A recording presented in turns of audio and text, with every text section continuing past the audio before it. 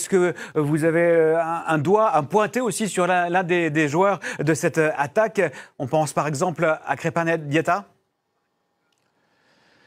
Non, non, non. Après, il faut savoir avoir une analyse beaucoup plus tranquille. Erol Kabela parle d'Aliou Cissé, de sa déclaration. Il ne pointe absolument pas du doigt ses attaquants. Il leur a dit qu'il faut de l'efficacité.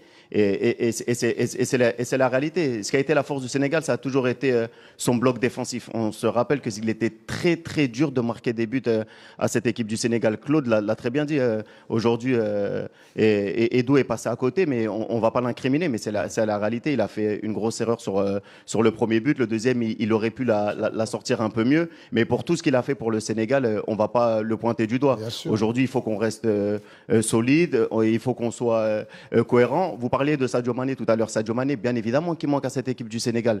On a joué avec Sadio Mané les 5-6 dernières années. Tous les matchs, Sadio était là. On n'a jamais eu une formation sans Sadio. Les 2 derniers matchs de préparation contre l'Iran, notamment, Sadio Mané a joué les 90 minutes. Donc aujourd'hui, c'était quelque chose d'assez intéressant et d'assez nouveau de jouer sans notre leader technique. Parce que c'est vrai que quand on repartait offensivement, il nous a manqué ce joueur-là qui est capable de faire cette dernière passe, d'être dans la surface de réparation et de finir les actions. Moi, je les ai trouvés bons défensivement, mais c'est vrai qu'offensivement, on a manqué un peu de lien et un peu de jeu, même si moi, j'ai trouvé très cohérent cette équipe. Et après, il faut le rappeler, on a eu...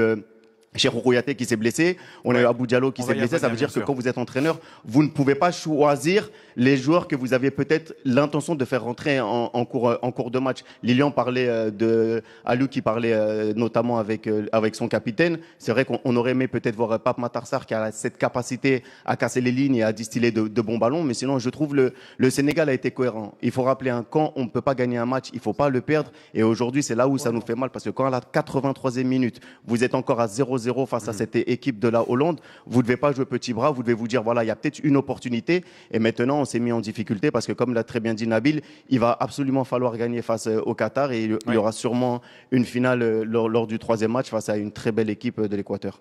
Exactement.